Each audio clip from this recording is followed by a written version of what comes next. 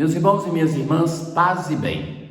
Na liturgia da palavra de hoje, nós vamos ver como Deus se dá a conhecer aos pequeninos e que Ele usa de misericórdia para com estes, para fazer deles um instrumento da sua salvação. Isso nós vamos ver realizado sobretudo no Natal, aonde na Virgem Filha de Sião, na Virgem Maria, Deus encontra o local para Ele se encarnar e nascer para nos salvar. Na antífona de hoje, eis que o Senhor virá e com Ele todos os seus santos, e haverá uma grande luz naquele dia. Essa profecia que nós ouviremos de Isaías é conhecida, quando Deus promete que um broto vai nascer do tronco de Jessé. Quem é Jessé? O pai de Davi. A essa dinastia, a Davi, o Senhor vai prometer que vai suscitar da sua casa uma descendência e que essa descendência será o Messias. Ora, qual é o ambiente no qual o profeta vai dizer esta profecia para a casa de Davi? Era o momento que a dinastia de Davi estava acabada, abatida com questões morais, em uma situação de injustiça, em uma situação economicamente e social deplorável para Israel. É nesse momento que o Senhor vai dizer através do profeta: nascerá uma haste do trono de Jessé. Jessé é o pai de Davi, um pastor, um homem pobre. Surgirá o rebento de uma flor, sobre ele repousará o Espírito do Senhor.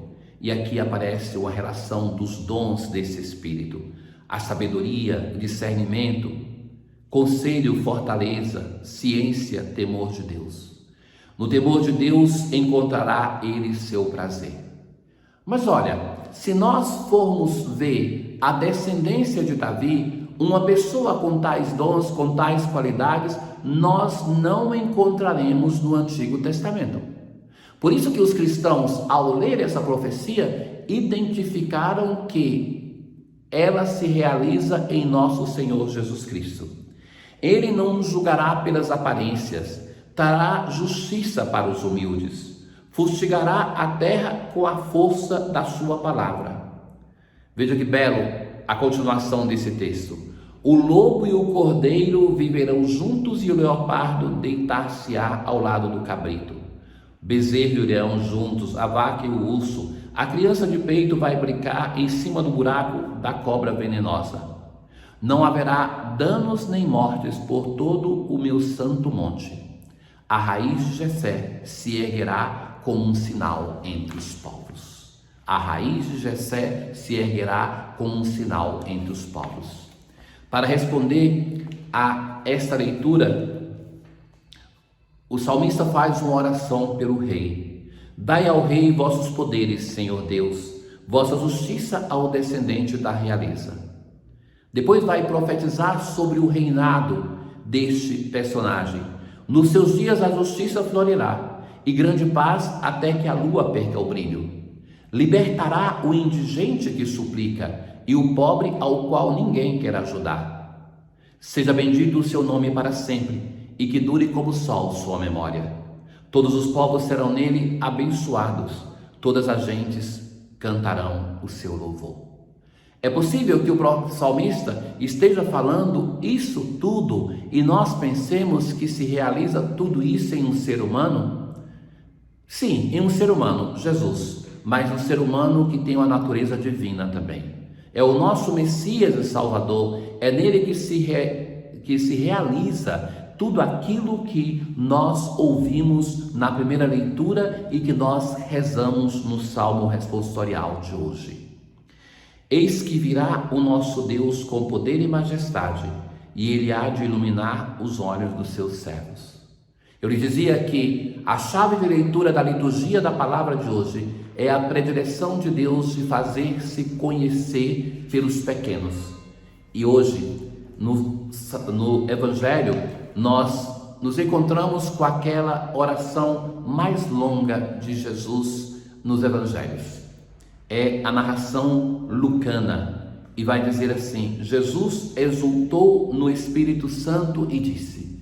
Essa expressão aqui usada é dizer que Jesus teve um rompante de grande alegria, que se manifesta também no seu corpo, e vai dizer: eu te louvo, Pai, porque escondeste essas coisas aos sábios e inteligentes e as revelastes aos pequeninos. Irmãos caríssimos, para os sábios da religião de Israel do tempo de Jesus, uma pessoa que era iletrada, analfabeta, ela não podia ter fé, porque sem ter acesso à leitura da palavra de Deus não poderia crer. Acreditavam que Deus se fazia conhecer melhor pelos doutos, pelos sábios. E Jesus então, nesse momento, nessa oração, que ele faz em um momento de sofrimento, quando se apercebe que ele está sendo rejeitado.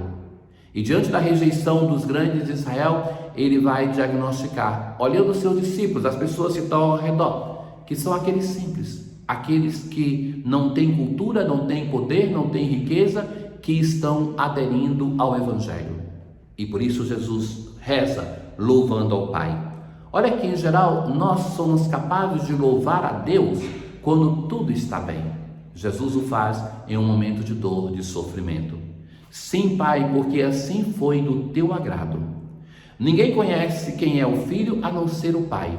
E ninguém conhece quem é o Pai a não ser o Filho e aquele a quem o Filho o quiser revelar. O Natal do Senhor é uma ocasião na qual Deus nos revela uma sua característica. Ele se deixa conhecer na fragilidade de uma criança que para viver precisa ser cuidada. O ser humano tem essa característica. Na pequenez do presépio, nós vemos o grande amor de Deus que é revelado a nós. Ele é capaz de deixar escondida a sua onipotência, o seu poder, o seu conhecimento, a sua onipresença e se encarnar, ser um de nós para mostrar o seu amor, para mostrar o quanto nos ama. Irmãos caríssimos, se na primeira leitura nós ouvimos uma promessa de Deus que vai dizer: desta pobre casa de Davi, desta casa que comete os seus erros, que não merece que Deus cumpra a sua promessa, Deus vai fazer surgir uma haste robusta. E a um momento vai dizer assim: trará justiça para os humildes. Trará justiça para os humildes. É isso que acontece no Evangelho de hoje. Deus se deixa conhecer pelos pequeninos, por aqueles que diante do mundo não têm nenhum valor. Deus se torna em Jesus um desses pequeninos para nos salvar a partir de dentro da nossa natureza. Finalmente, tem um ser humano capaz de, na sua pequenez e insignificância, responder de modo fiel a Deus. E nós vamos ter uma aliança que não somente Deus vai ser fiel, mas todo o povo vai ser fiel. Somos chamados, meus caros, a fazer deste advento um tempo de reconciliação.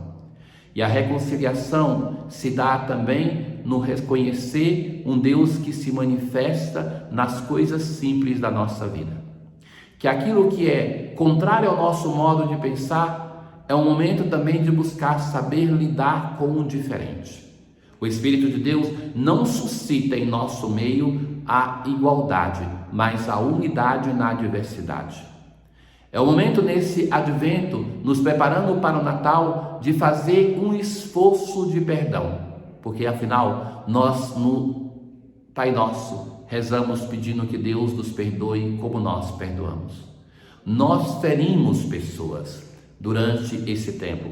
E agora, antes do Natal do Senhor, que não aconteça de chegarmos ao Natal sem nós nos perdoarmos, sem pedir para sermos perdoados. Reconheçamos diante de Deus que nós fomos feridos, mas que também nós ferimos no nosso momento histórico do povo brasileiro.